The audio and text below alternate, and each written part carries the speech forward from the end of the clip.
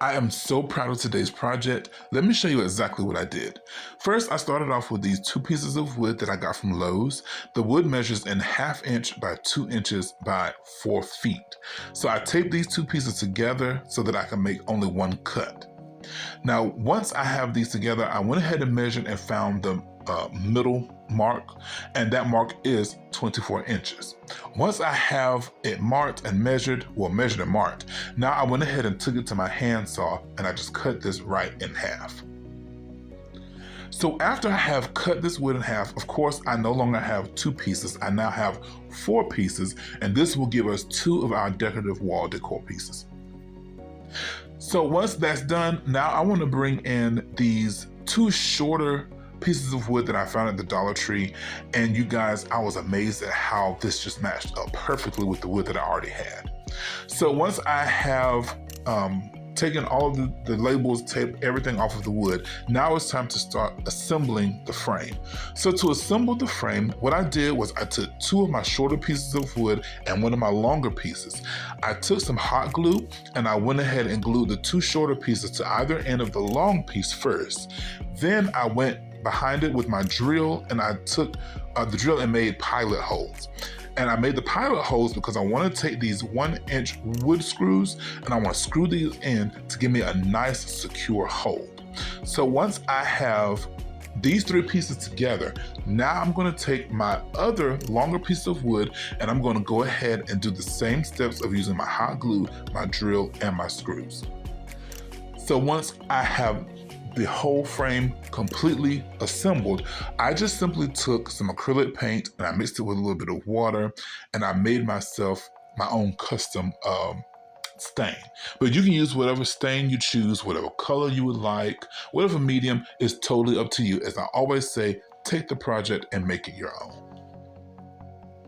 Once my frame has been put together and stained and dried, now I want to take some cardboard, and what I want to do is go ahead and trace the inside of my frame. Now, the reason I'm tracing the inside is because after I have traced it, I'm going to go ahead and take my ruler and my straight blade, and I'm going to go ahead and cut it out a little bit bigger than what the markings are, excuse me. So it's almost like a sewing pattern. If you have a sewing pattern, you don't cut directly on the pattern. You go ahead and cut a little bit more for your seam allowances so that you can put your pieces together. It's the same principle with what we're doing here.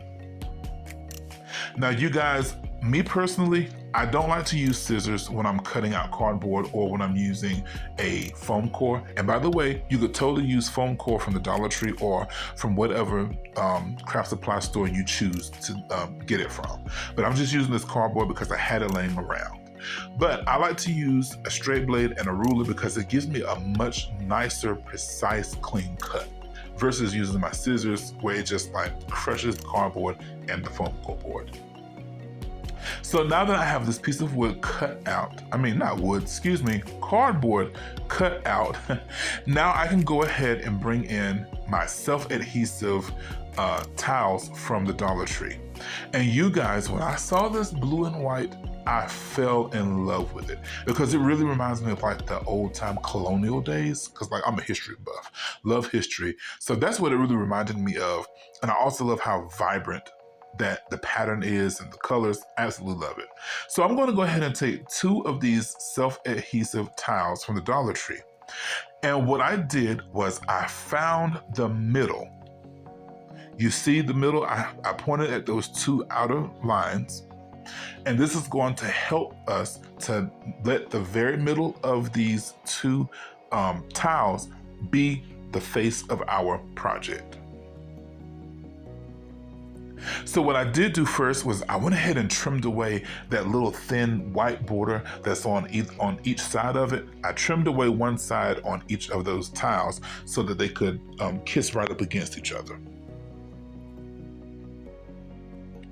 So again, I just took now I need to find with the cardboard, I need to go ahead and find the middle mark for this as well. Now you guys, I'm not good when it comes with a ruler. So I cheated. I took a piece of string, measured out the length of this cardboard, and then I folded it in half to to find my middle point. You guys, I'm not ashamed to say I'm not the best with a ruler, so I hope that little shortcut can help you. So once I found my middle mark with this piece of cardboard, now I can bring in my tiles, and I can go ahead and start to make my markings on the back where it needs to be cut. Now with this step, I made sure to take my time. Even though the tiles are only $1.25 each, I didn't want to have to make another trip to the Dollar Tree just to get more because I was rushing. So once I have my markings, now again, I'm going to use my straight blade and my ruler because this gives me a much cleaner and precise cut. If you want to use scissors, that's totally up to you. I like doing it this way. It makes it more neat and more clean. Now, once I have the first tile measured and cut away, I can take the second tile that I have and just use the excess pieces to measure the second tile where it needs to be cut as well. So here we are with both of our pieces cut, they're trimmed down. So now I can go ahead and take a little bit of my hot glue. It does have its own adhesive, but I want to just give a little bit more of assurance to this. So I'm just going to take some of the hot glue, make a few dots, and then I'll go ahead and again take my time placing the tile onto the cardboard.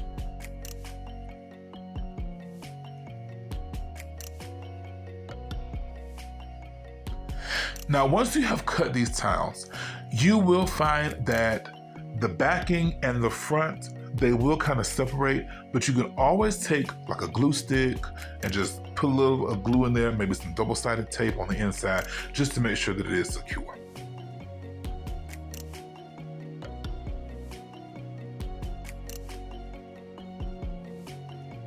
So once I have my cardboard covered with my decorative tile, I'm just going to go ahead and look at all sides of this piece to make sure that there's no overhangage, and if there is, I can go ahead and take the time now to go ahead and trim it away.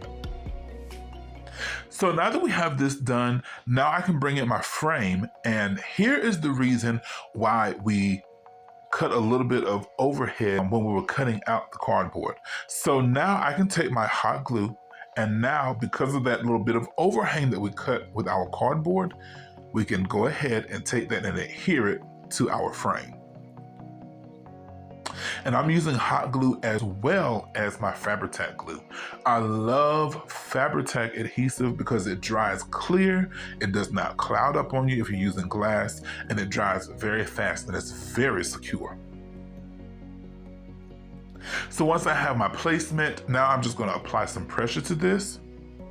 And then I also wanted to go ahead and give a little bit more reassurance to this. So I brought my hot glue gun back in, and I went ahead and just put a line of glue where the cardboard and the wood meet. So once I have this step completed, now I can go ahead and take some craft paper and I can go ahead and cover this so that it looks much more professional.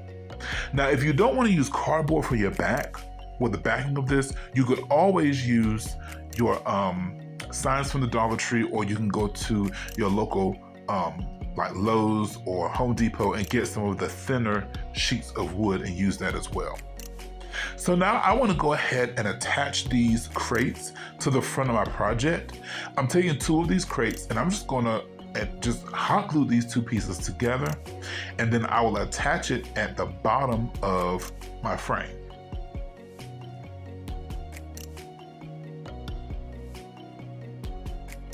Now, if you want to make your box, you could always do that, or again, you could use just 2 crates.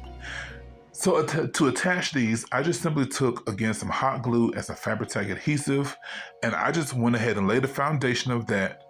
And now I'm just going to attach this to the bottom of my piece, and then I will go ahead and reinforce it with some staples. Now, you could leave it with the plain wood like this, but I did go back and I painted mine white because number one, I wanted to cover up my staples, but then also that white paint just really woke this up and it just added like a breath of fresh air to this. So for me, I just styled this with some greens, but you could always style this with some fall foliage. You can always style it with some different florals, whatever you choose to do. And here is how I styled my pieces. I love how wall decor came out. I love the blue and white against the dark color of the frame. And if you can see the boxes on the front, I just did them different because I wanted to show you what the front slits in the boxes look like versus the solid sides. You guys, you can take this and completely do whatever you want to do with it. I just wanted to show you the idea that I had in my mind, and I love how this turned out. To hang this up, I just simply took some wire and I stapled it on each side, and then I just looped the wire and tied it. So I hope that you guys have enjoyed this video as much as I have enjoyed bringing it to you. As always, my prayer for you is that you continue to stay blessed and that you continue to stay healthy. Until next time, be richly blessed in Jesus' name. Bye-bye.